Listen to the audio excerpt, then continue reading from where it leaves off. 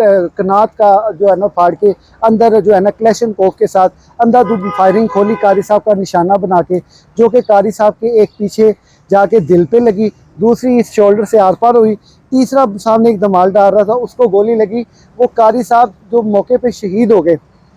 उनके साथ जो वो धमाल डालने वाले को फायर लगा था वो 6 माह बाद जाके